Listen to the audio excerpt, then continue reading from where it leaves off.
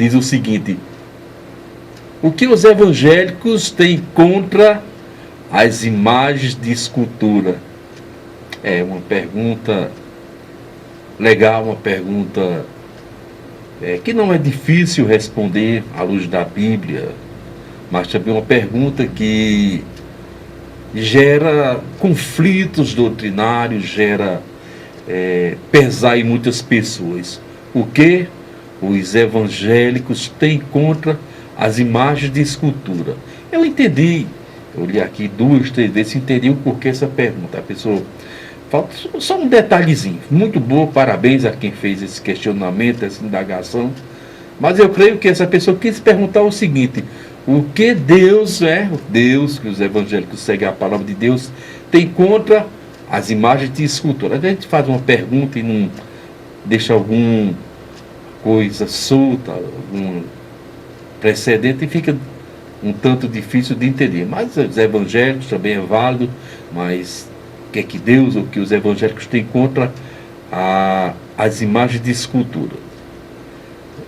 Quando falamos em imagem de escultura, devemos ter todo cuidado para que numa palavra desse tipo nós não venhamos a caracterizar a intolerância religiosa. Aqui nós, nessa temática preparada aqui nesse momento de impacto para mim, de surpresa, eu não gosto de responder coisa desse tipo, é fácil, porque às vezes nós estamos falando uma coisa e as pessoas estão entendendo outra. Não vamos falar de imagens das igrejas, não vamos falar das imagens das religiões, mas em si, todo ícone, toda imagem que quer subjugar, que quer ficar acima de Deus. Não é essa caracterização, como dizer, um exemplo, eu vou dar um exemplo para que você entenda.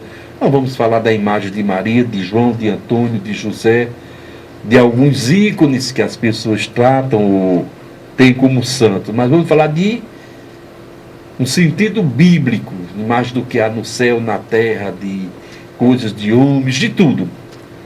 Porque o cristão verdadeiro, o cristão genuíno, jamais se encurvará a uma imagem de escultura. Quando eu falo cristão aqui, verdadeiro, eu vou ser abrangível, vou ser explícito. Que esse cristão seja evangélico, protestante, como querem chamar, que seja renovado, tradicional, pentecostal, ou que seja também o cristão católico. Ora, se o catolicismo diz que ama a Cristo, diz que é cristão, nós não podemos tirar essa defesa da fé deles. Nós não podemos negar, nós não temos esse direito. Agora, o que se observa à luz da palavra é a questão da salvação. Ser cristão é um fator. Ser seguidor de Cristo, temente a Deus, é um fator. E ser obediente é outro. Então, iremos falar para toda a cristandade, porque muitas vezes os evangélicos, eles não se curvam a uma imagem, mas eles criam seus ícones. Às vezes adora demais o carro, a namorada, o trabalho, a idolatria fora do comum. Não é só aquela imagem. Porém, como nós estamos voltando um pouco à questão da imagem, devemos seguir os ensinamentos da Bíblia, o que a Bíblia diz. Se estiver fora da Bíblia, nós estaremos pecando, estaremos errando. Então, de uma forma geral, de um cristianismo geral, vamos ver o que a Bíblia diz, já que nós obedecemos à Bíblia, né? A única religião, a única fé que obedece à Bíblia são os cristãos. Os adora o Torá, o Talmud, o Alcorão, os livros espíritas, cada um na sua fé. Porém, nós que adoramos ao Deus vivo, Deus único, onipotente, onisciente, precedente, imanente, e assim sucessivamente, nós usamos a Bíblia como livro de fé, livro de vida. Vamos começar pelo livro de Levíticos, capítulo 26, e o versículo 1. Bíblia. Não fareis para vós ídolos, nem levantareis imagens de esculturas, nem estátua nem exporeis pedras figuradas na nossa terra, para inclinai-vos a ela. Então observe que, de imediato, logo lendo o primeiro versículo, eu não quero saber qual a devoção, qual o santo, qual a fé, qual a religião.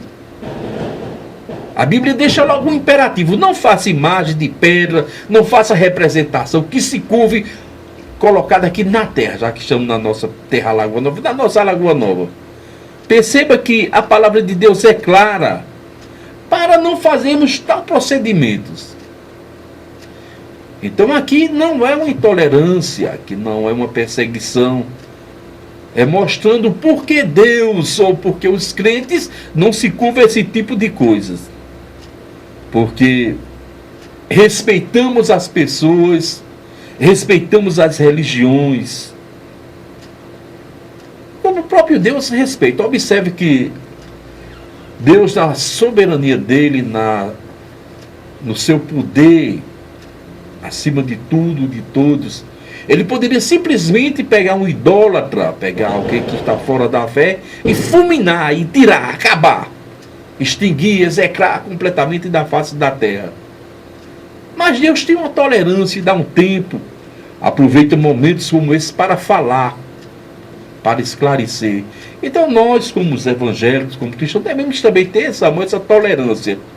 Porque se a gente der uma olhadazinha e formos falar sobre os budistas, né? O Siddhartha Gautama, o tradicional Buda, Siddhartha Gautama é o Buda. Ele escreve ali na reencarnação, tem os seus livros transcendentais, meditações, yoga, e etc, nirvana, e etc, etc, são as regras de fé. Mas tem os seus ídolos de adoração, assim como se fôssemos falar sobre os hinduístas, né, os que são da Índia. Observa bem esse dado. Observa bem. 330 milhões de deuses. Deus para tudo. Para o pé, para a mão, para o dedo, para a unha, para o olho, para o pensar, para a água, para a chuva. Quando você imaginar 330 milhões de ícones de imagem.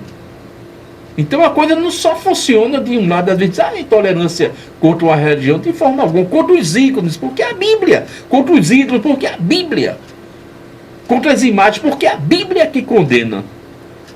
Aí os espíritos, por sua vez, crê na evolução do espírito, tem aquela idolatria, aquela loucura com a evolução, a reencarnação, até chegar à perfeição. Tem seus ícones também. Então volto a tocar com muito carinho, volto a tocar na mesma tecla, mostrar que o cristão, aquele que realmente quer servir a Deus, se professa que Jesus é o Senhor, se tem compromisso consigo mesmo e com a salvação, não deve exceder ou se inclinar a esse caminho, a curvar-se diante das imagens de escultura. Assim diz a palavra de Deus. Assim diz a Bíblia, da Gênesis ao Apocalipse. Comecei no livro de Levítico, poderia ter começado pela Gênesis, mas comecei por Levítico. E se fosse terminar em Apocalipse, ainda iríamos ver a abominação diante de Deus. Mas vamos ver também aqui um texto oportuno no livro de Abacuque, capítulo 2, versículos 18, 19 e 20. Vamos ler a Bíblia.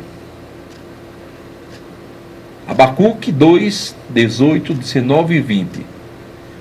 De que vale uma imagem feita por um escultor? Ou um ídolo de metal que ensina mentiras? Pois aquele que faz confia em sua própria criação, fazendo ídolos incapazes de falar. Agora eu pergunto a vocês, vou dar uma pausa aqui no versículo 18. Quantas vezes vocês viram uma imagem dar alguma orientação para você, falar a você? Quantas vezes o ídolo que você se dobrou, que seja do budismo até o Shintonorie, que é uma religião voltada mais à Ásia, que seja do hinduísmo, que seja do espiritismo, que seja dentro dos terreiros da Umbanda, de todos os Exus, de todos os orixás, né? Seja pomba-gira, chucaveira, tranca-ruas, epilite, aí vai de mundo afora. Quantas vezes eles responderam? E a Bíblia diz, né? Aqui, na sua própria criação, faz ídolos incapazes de falar. Assim diz o Senhor. Aí o versículo 19 diz: ai daquele que diz à madeira, desperta-te, ou para a pedra sem vida, acorda. Poderia um ídolo dar orientação? Poderia um ídolo dar orientação? Ensinar? Vocês podem ver um pastor ensinando, pregando. Vocês podem ver um padre pregando, ensinando. Vocês podem ver um doutrinador, um missionário falando, mas jamais vai ter a alegria de ver um ídolo falando, porque assim diz o Senhor: está coberto de ouro e de prata, mas não respira. Lembro-me que a semana retrasada me veio a lembrança, certamente aquele versículo: o Espírito Santo vos fará lembrar de todas as coisas que vos tenho dito. Aqui no sul do país, uma imagem de uma santa começou a aparecer lágrimas cristalizadas, aquelas pigmentos transparentes, cristais ao redor dos olhos dela, descendo o rosto. E um cidadão de imediato subiu ali naquele suporte de cimento que segurava a imagem e começou a lamber, a comer aquelas lágrimas. E um biólogo que estava ali na praça, esses pesquisadores, eu costumo dizer os pastores, os teólogos, os cientistas, os pesquisadores é que têm dado muito ensinamento a gente. E ali tinha um biólogo. Ele olhou para o cidadão e disse: o que é que você está fazendo aí? Ele disse: eu estou lambendo, tomando as lágrimas da minha santa fulana de tal. E, cidadão, isso aí é cocô de cigarra. Tinha muito cigarra, aquele insetozinho, naquela praça nas árvores, as cigarra defeca determinado alimento, coisa que ela come, transparente. E o rapaz, o cidadão, acreditava que era a imagem da santa e começou a comer cocô de cigarra. É aonde chega o caos, aonde chega a ignorância do ser humano. E a Bíblia diz: mas não respira. E no versículo 20 diz: o Senhor, porém, está no seu santo templo. Diante dele fique todos em silêncio e pare toda a terra. Então, se você quer realmente adorar a Deus, se realmente tivesse uma imagem, um ícone, para você entender, você não precisaria de uma imagem de escultura de forma alguma. Você mesmo. Você mesmo. Robson, agora pensou, por que eu? Porque a minha Bíblia diz que nós somos a imagem e semelhança de Deus. Lógico que nós não iríamos adorar a gente mesmo, seria um narcisista, né? Um homem se auto-adorar. Mas se ele quisesse ver, sentir ele mesmo. Porque nós somos a imagem e semelhança de Deus. E nesse texto tem duas palavras que eu quero chamar a atenção, que diz: ai daquele que diz à madeira, desperta-te. E se a gente for olhar o ai aqui na Bíblia, é uma onomatopeia. O que é uma onomatopeia? É uma palavra que exprime dor, sentimento, raiva, indignação. E 36 vezes na Bíblia Deus diz: ai daquele, ai. 69 vezes, digo melhor. 36 não, 69 vezes. É uma palavra que exprime a dor, a raiva, a indignação. E Deus diz: ai daquele. Ai daquele.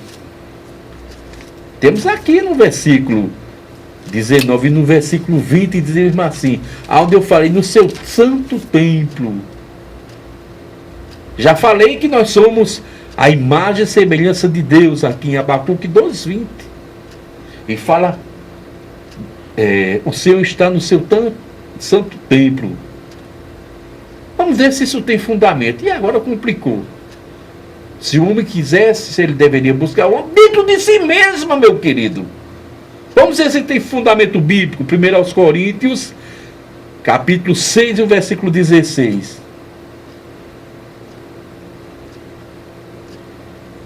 Que acordo há entre o templo de Deus e os ídolos? Que acordo, que comunhão há entre o templo de Deus e os ídolos? Aí a parte B diz: pois somos santuário do Deus vivo, como disse Deus. Habitará com eles e entre eles andará, e serei o seu Deus, e eles serão o meu povo. Então observe que Deus já tem um exemplo, olha lá. Que acordo há com os ídolos e o templo de Deus? Faz uma réplica, mas agora faz uma tética, se estivesse falando nos termos jurídicos. Chega a dizer: pois somos santuários de Deus vivo, como disse Deus. Habitará com eles, entre eles andarei, serei o seu Deus, e eles serão o meu povo. Então observe, Deus está no seu interior. Deus habita na sua vida. O Espírito Santo vos lembrará de todas as coisas que vos tenho dito. Não estareis órfãos, vós sois o santuário e o templo de Deus vivo. Aquele que destruiu o templo de Deus vivo, que é você com vício, com a cachaça, etc., certamente eu destruirei. Então perceba que Deus ensina ao homem, ensina a nós, réis mortais, que existe uma ressonância entre Deus e o homem. O que é uma ressonância? É uma vibração magnética. É uma coisa só, é um elemento só. Quando nós entramos naquele aparelho de ressonância magnética, não vemos, mas começam as ondas vibrando no nosso corpo, penetrando e mostrando os órgãos, centímetro, milímetro por milímetro, porque a gente passa assim uma substância só. O ser humano é aquela onda, aquela ressonância, é uma coisa só. Começa a aparecer na tela o que está bom e o que está com defeito. E da mesma sorte é Deus. A gente não sente a vibração de uma ressonância, a gente não vê, a gente não pega, mas ela está ali dentro do nosso corpo, vibrando e apresentando o que tem certo e o errado. Então Deus também é uma ressonância dentro de cada um de nós. Ele vibra, ele fala, ele toca, ele nos assiste, como diz, temos um Espírito que nos assiste até com gemidos inexprimíveis em momentos que não sabemos, que não podemos orar. Então, se você quer buscar a Deus, se você tem essa necessidade de Deus, comece dentro de você. Porque você é amigo que disse o pseudônimo, anônimo. É por isso que Deus não aceita que a gente se curva a esse tipo de imagem. Esse tipo de coisa, isso gera indignação. Isso gera furor, que eu disse, o ai de Deus, 69 vezes a Bíblia diz, ai daquele, ai daquele. E por incrível que pareça, dentro dessas 69 citações, a maioria tem referência com a idolatria. Tem referência com as imagens de escultura. Não iremos ler os 69 versículos, não dá tempo. E se tornaria cansativo. Mas isso gera uma indignação a Deus. Vamos ver. Deuteronômio capítulo 32, versículos 16 e 17. Com os seus deuses estranhos, provocaram ciúmes em Deus, com os seus ídolos abomináveis, deixaram Deus irado. Sacrifício ofereceram a demônios, não a Deus, seres que não têm poder de Deus, mas são deuses desconhecidos, divindades que surgiram recentemente, as quais jamais os vossos antepassados adorariam. Então observe, né? Agora a Bíblia pesou, não tinha prestado atenção nesse texto, olha só. Chamam os ídolos de demônios, chamam sua imagem de demônio. Não sou eu, é a palavra de Deus. Se quiser vir aqui dar uma ousada em mim, Antes de vir, pense e comece a bater em você. Por não ter lido, por não ter testificado, antes de dar em mim, antes de falar da minha pessoa, antes de dizer, pastor Robson está sendo ousado demais, pegue você mesmo.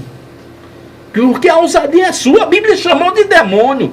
Então eu não vou chamar aquilo de anjo que a Bíblia chama de demônio. Não vou chamar aquilo de Deus que a Bíblia chama de Satanás. Eu estaria pecando, eu estaria condenando a minha alma, baixo meus pecados, baixo as minhas inclinações, baixo os meus desejos, para me fazer lutar todos os dias, ainda colocar uma coisa dessa natureza na minha vida, jamais. E eu me nego a deixar de falar uma palavra dessa.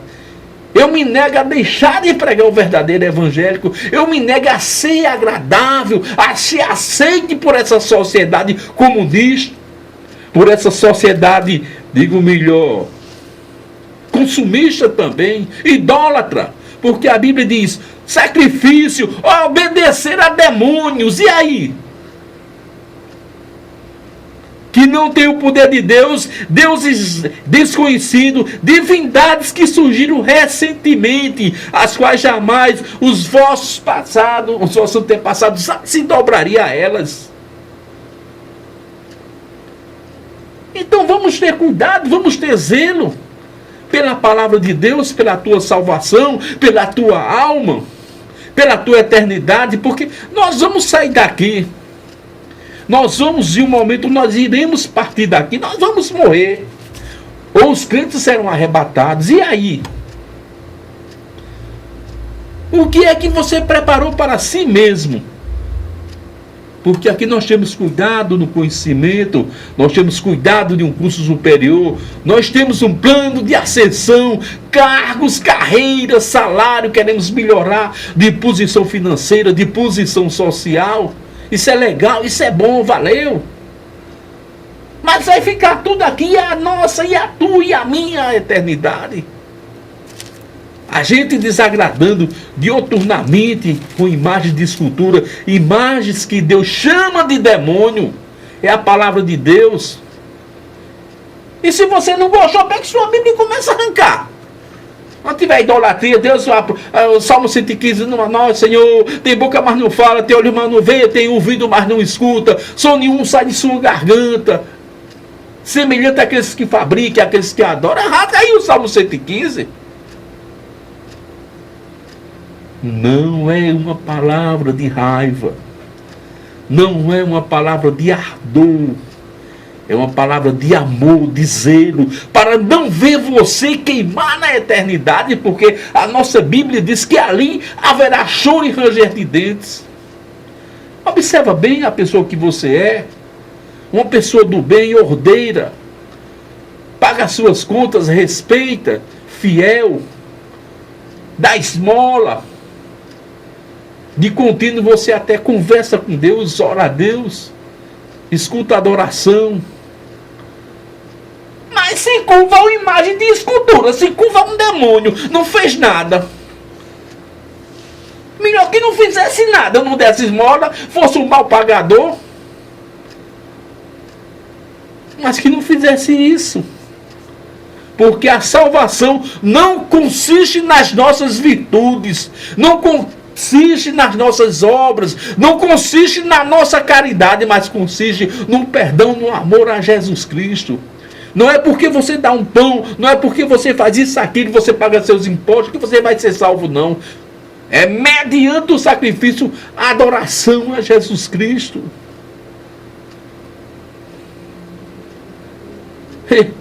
Alguém disse aqui na rede social: pastor, oi, não vou dizer o nome não, você está lendo aí versículos do Antigo Testamento, e apoie, como diz o credo, e apoie, Senhor, que faremos nós? Vamos para o Novo Testamento. Respondendo a você, pastor, está lendo no Antigo Testamento, é a lei, tu quer graça? Vamos de graça. 1 Coríntios, capítulo 10, versículos 19, 20 e 21. Te respondendo aí, internauta querido. Mas que digo? Que o ídolo é alguma coisa? Ou que o sacrifício ao ídolo é alguma coisa? Antes digo que as coisas que os gentios sacrificam, sacrificam a demônios. E agora? Versículo 20. Vamos ler de novo. Eu gostei demais. Muito obrigado pelo questionamento, meu querido. Que os ídolos são alguma coisa? O que o sacrifício dos ídolos é alguma coisa? Antes digo que as coisas que os gentios sacrifica aos demônios e não a Deus. E não quero que seja participante com os demônios. Ei, e agora pesou. E agora pesou. E agora? A Bíblia novamente no Novo Testamento, se eu fosse ler outros e outros encontraria. Se eu entrasse em Apocalipse, encontraria. Se eu entrasse no livro de Judas, não Iscariotes, antes de Apocalipse, eu encontraria. Não dá tempo. Não quero que seja participante com os demônios. Não podereis beber do cálice do Senhor e do cálice dos demônios. Olha só, 3 vezes no mesmo texto. É uma redundância. Oh, será que Deus faz redundância? Será que Deus comete erro de português? De forma alguma, a Bíblia foi zelosa. A Bíblia foi afirmativa. Para a gente não esquecer. Mas não podereis beber do cálice do Senhor e do cálice dos demônios. Não podereis ser participante da ceia do Senhor, não é? Da mesa do Senhor e da mesa dos demônios. 4 vezes, um quarteto, é? Observe, meus amados, se a gente for ler versículo, se a gente for ver a Bíblia em relação à idolatria, aos ídolos, idolatria, aqui estou voltando às imagens de escultura. Se fôssemos ver essas citações, são muitas. Não é um versículo isolado. Comecei lá em Levítico, no Antigo Testamento, Deuteronômio, saí por Abacuque, e estou concluindo aqui com 1 aos Coríntios, né? 1 aos Coríntios, vamos ver, capítulo 10, versículos 19, 20 e 21. É Bíblia, é citação, é salvação, é zelo pela tua alma. E Deus não quer que você se perca, Deus não quer que você seja condenado. Então não vou além, a palavra foi suficiente, não quero que se torne cansativo, né? Repetitivo, como dizia Ivaldir Moraes, dizia, o pastor hoje está repetindo. Eu achava uma graça na citação de Moraizinho. Eu quero dizer a você,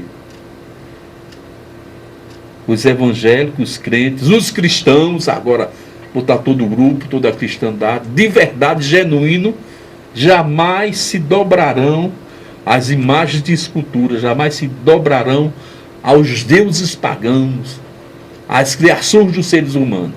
Então está respondido ao nosso internauta, e quer dizer a você,